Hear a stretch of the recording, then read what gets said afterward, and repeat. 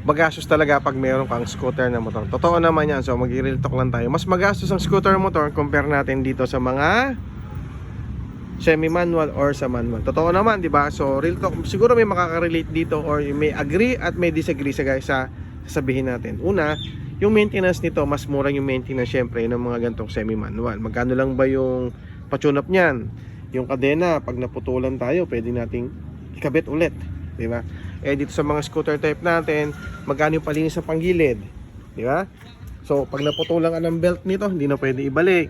Yung bola, yung center spring, yung clutch lining. So maraming pwedeng palitan dito. Tsaka pag binuksan pa lang to, binaklas pa lang yan, 350 to 450 pesos na. At yung ating carb type naman, kung papatune up mo naman yan, siguro mga 150 to 250. Okay?